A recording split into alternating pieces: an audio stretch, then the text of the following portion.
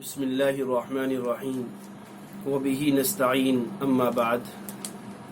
آج رمضان المبارک کا تیسرا روزہ اور پہلا جمعہ ہے، اور ہم آپ کے سامنے تفسیر پیش کر رہے ہیں تیسرے پارے کا آدھا اور چوتھے پارے کا پون۔ چنانچہ آدھے پارے سے اللہ تبارک و تعالی نے پھر بنی اسرائیل کا ذکر کیا کہ وہ اللہ کے احکام کا انکار کرتے ہیں، پیغمبروں کو ناحق قتل کرتے ہیں، اور ان لوگوں کو بھی ناحق قتل کرتے ہیں جو انصاف کا حکم دیتے ہیں۔ ایسے لوگوں کو دردناک عذاب کی خبر سنا دیجیے۔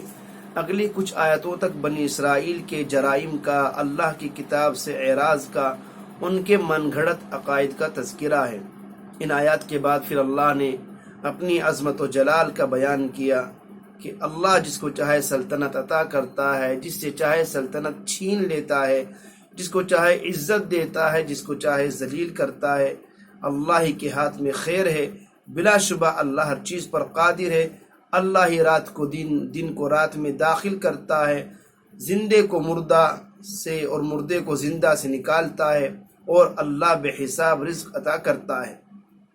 آگے کچھ انبیاء کرام علیہ السلام کا ذکر خیر کرنے کے بعد حضرت مریم علیہ السلام کا ذکر شروع ہوتا ہے کہ ان کی والدہ نے منت مانی تھی کہ اے اللہ، جو کچھ بھی میرے پیٹ میں ہے اس کو تو مجھ سے قبول کر لے۔ جب وضع حمل ہوا تو انہوں نے عرض کیا، اے اللہ، میرے تو بیٹی ہوئی ہے، میں نے اس کا نام مریم رکھا ہے۔ اللہ تعالیٰ نے ان کی یہ منت قبول فرمائی، اور حضرت مریم علیہ السلام کو حضرت زکریا علیہ السلام کی کفالت میں دے دیا، جو کہ حضرت مریم علیہ السلام کے رشتے میں خالو بھی ہوتے تھے۔ جب بھی حضرت زکریا علیہ السلام حضرت مریم علیہ السلام کے حجرے میں جاتے تو دیکھتے کہ وہاں پر بن موسم کے پھل رکھے ہوئے ہیں، تو مربی ہونے کی حیثیت سے اور سرپرست ہونے کی حیثیت سے حضرت مریم سے سوال کرتے، یا مریم انا لکی ھذا، اے مریم، یہ پھل تمہارے پاس کہاں سے آئے؟ میں نے لا کر نہیں دیے تو کون لے کر کے آیا؟ جواب دیا، وَمِنْ عِنْدِ اللَّهِ إِنَّ اللَّهَ يَرْزُقُ مَنْ يَشَاءُ بِغَيْرِ حساب۔ یہ پھل مجھے اللہ کی طرف سے ملے ہیں، اللہ جسے چاہے بے حساب رزق عطا فرما دے۔ یہاں سے ایک بات یہ معلوم ہوئی، ہر مربی کو، ہر سرپرست کو اپنے زیر نگرانی رعایا سے، اپنے بچوں سے سوال کرتے رہنا چاہیے۔ جو چیز ہم نے لا کر تم کو نہیں دی، تمہارے سر پر ٹوپی ہے، تمہارے پاس کپڑا ہے، کوئی بھی چیز ہے، ہم نے لا کر نہیں دی تو آخر کار کہاں سے آئی ہے؟ جیسا کہ حضرت زکریا علیہ السلام نے حضرت مریم علیہ السلام سے معلوم کیا، جب انہوں نے جواب دیا کہ اللہ جسے چاہے بے حساب رزق دیتا ہے، تو حضرت زکریا علیہ السلام نے بھی اپنے لیے اولاد کی دعا فرمائی کہ جب اللہ بن موسم کے پھل دے سکتا ہے، یقیناً مجھے اس بڑھاپے کے عالم میں اللہ اولاد بھی دے سکتا ہے۔ چنانچہ دعا کی، اور دعا کے نتیجے میں حضرت یحییٰ علیہ السلام کی پیدائش عمل میں آئی۔ آگے پھر حضرت مریم علیہ السلام کا واقعہ تفصیل سے بیان کیا گیا۔ اس میں یہ بھی ہے کہ فرشتوں نے ان سے کہا، اللہ تمہیں اپنے ایک حکم کی بشارت دیتا ہے جس کا نام مسیح ابن مریم ہے۔ آگے حضرت عیسیٰ علیہ السلام کے کچھ اوصاف بیان کیے گئے، بتلایا گیا کہ اللہ ان کو بنی اسرائیل کی طرف پیغمبر بنا کر بھیجے گا، اور وہ جا کر یہ کہیں گے کہ میں تمہارے پاس تمہارے رب کی طرف سے کچھ نشانیاں لے کر آیا ہوں۔ پھر وہ ان کو کچھ نشانیاں دکھلائیں گے۔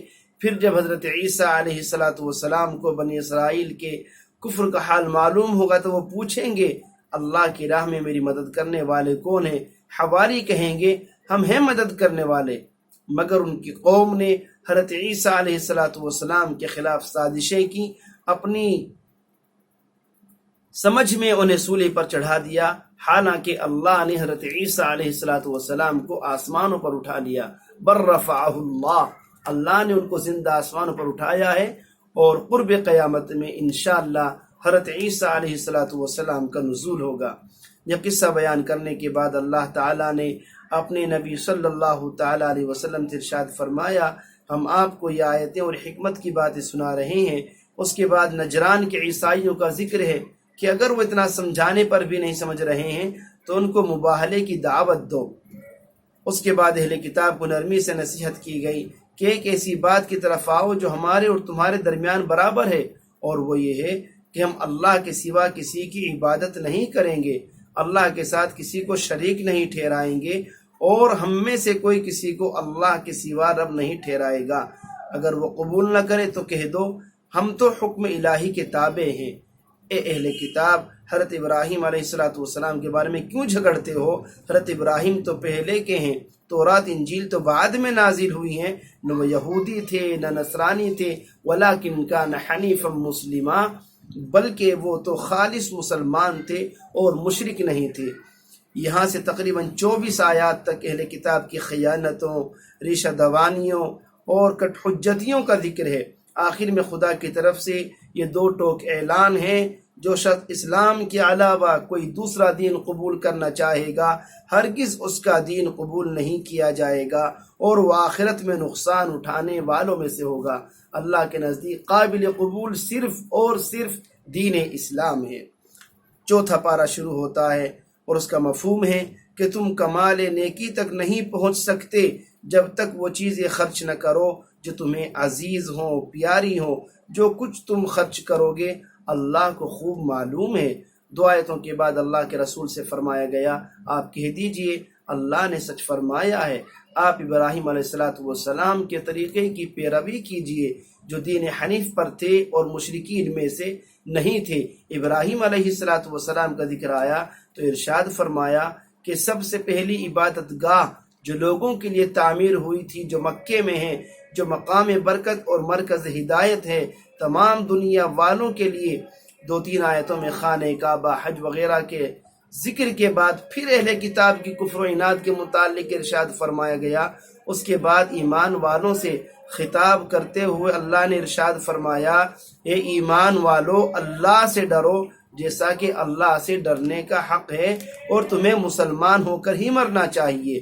یا ایھا الذین آمنوا اتقوا اللہ حق تقاتہ ولا تموتن الا وانتم مسلمون، اور اللہ کی رسی کو سب مل کر مضبوطی کے ساتھ پکڑ لو، الگ مت ہو، اور یاد کرو اللہ کے اس احسان کو جس نے تم پر کیا ہے۔ تم ایک دوسرے کے دشمن تھے، پھر اس نے تمہارے دل جوڑ دیے، اب تم اس کی مہربانی سے بھائی بھائی بن گئے۔ تم آگ سے لبریز گڑھے کے کنارے کھڑے ہوئے تھے، اللہ نے تمہیں اس سے بچا لیا۔ وَكُنْتُمْ عَلَى شَفَا حُفْرَةٍ مِّنَ النَّارِ فَأَنْقَذَكُم مِّنْهَا، اللہ نے ایمان کی دولت سے نواز کر تمہیں جہنم کے اس گڑھے سے بچا لیا ہے۔ اس طرح اللہ تعالیٰ اپنی آیات کھول کھول کر بیان کرتا ہے تاکہ تم لوگ ہدایت یافتہ ہو جاؤ۔ تم میں کچھ لوگ ایسے ضرور ہونے چاہیے جو نیکی کی طرف بلائیں، اچھی بات کا حکم دیں، برائیوں سے روکتے رہیں، اور وہی لوگ فلاح پانے والے بھی ہیں۔ تمہیں ان لوگوں کی طرح نہیں ہونا چاہیے جو بکھر گئے، جنہوں نے کھلی نشانیوں کے بعد بھی اختلاف کیا۔ ایسے لوگوں کے لیے دردناک عذاب ہے۔ تم بہترین امت ہو جسے انسانوں کے لیے لایا گیا، تم نیکی کا حکم کرتے ہو، برائی سے روکتے ہو، اور اللہ پر ایمان رکھتے ہو۔ چند آیات کے بعد پھر غزوہ احد کا قصہ ہے۔ جنگ بدر کا انتقام لینے کے لیے کفار مکہ بے چین تھے، جو کہ جنگ احد سے پہلے ہوئی ہے، اور اشتعال انگیز کارروائیاں کر رہے تھے۔ شوال 3 ہجری میں احد کے مقام پر زبردست مار کے جنگ پیش آیا۔ سن 2 ہجری میں رمضان المبارک میں تو غزوہ بدر، اور پھر 1 سال کے بعد شوال کے مہینے میں سن 3 ہجری میں غزوہ احد کا زبردست معرکہ پیش آیا۔ اس میں 3000 کفار اور 700 مسلمان شریک تھے۔ شروع میں مسلمانوں کا پلڑا بھاری رہا، کفار شکست کھا کر بھاگنے لگے، مگر یہ ابتدائی کامیابی تھی، فتح کامل نہیں تھی۔ کچھ مسلمان مال غنیمت جمع کرنے لگے، اور جن تیر اندازوں کو گھاٹی کے عقب کی حفاظت کے لیے سرکار دو عالم صلی اللہ تعالی علیہ وسلم نے معمور فرمایا تھا، وہ بھی یہ دیکھ کر کہ دشمن بھاگ رہا ہے اپنی جگہ چھوڑ کر غنیمت کی طرف لپکے۔ انہوں نے مورچہ خالی چھوڑ دیا۔ کفار مکہ نے فوج کے عقب سے حملہ کر دیا، لڑائی کا پانسا پلٹ گیا۔ اس صورت میں اس غزوے کا تفصیلی ذکر ہے جس میں مسلمانوں کے 2 گروہوں نے بزدلی دکھائی، حالانکہ اللہ ان کا مددگار تھا۔ اسی ضمن میں غزوہ بدر کا ذکر آیا کہ اللہ جنگ بدر میں تمہاری مدد کر چکا، حالانکہ تم نہایت کمزور تھے ہر اعتبار سے۔ غزوہ بدر 17 رمضان مبارک میں پیش آیا تھا۔ غزوہ بدر کے ضمنی ذکر کے بعد پھر غزوہ احد کا ذکر آیا، جس میں سرکار دو عالم صلی اللہ تعالی علیہ وسلم کے دائیں طرف کے نچلے دانت کا کنارہ شہید ہو گیا تھا اور چہرہ انور بھی لہو لہان ہو گیا۔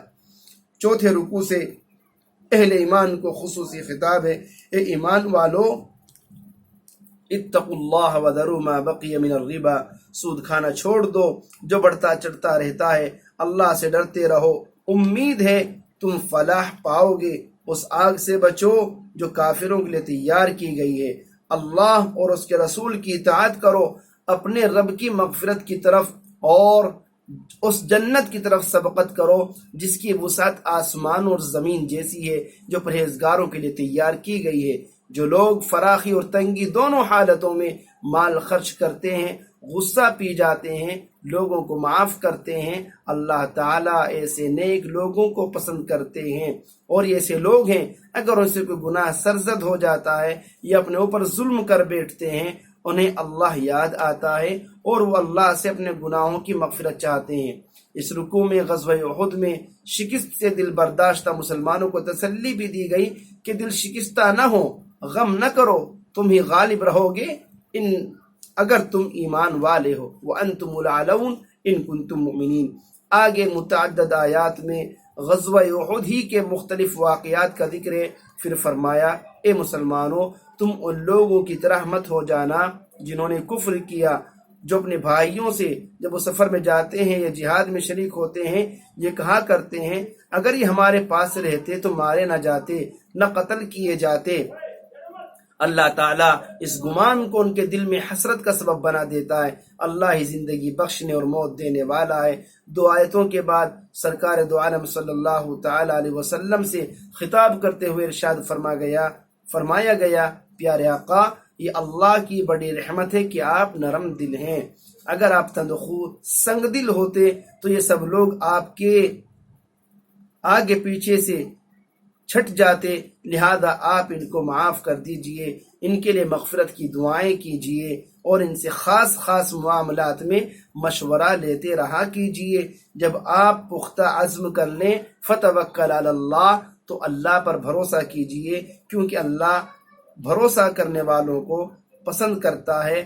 کچھ آیات کے بعد فرمایا گیا کہ زمین و آسمان کی تخلیق میں، دن رات کے اختلاف میں عقل والوں کے لیے بہت سی نشانیاں ہیں جو اٹھتے بیٹھتے لیٹتے اللہ کا ذکر کرتے ہیں، آسمان و زمین کی تخلیق میں غور و فکر کرتے ہیں اور کہتے ہیں اے اللہ آپ نے یہ سب کچھ فضول نہیں بنایا۔ اس صورت کے اختتام اس آیت پر ہوا جس کا مفہوم یہ ہے اے ایمان والو صبر سے کام لو اور کمر بستہ رہو، اللہ سے ڈرو، امید ہے فلاح پاؤ گے۔ اللہ ہم سبھی کو قرآن مجید کی تعلیمات کو سمجھنے کی، عمل کرنے کی توفیق نصیب فرمائے، آمین۔ وما علینا الا البلاغ المبین۔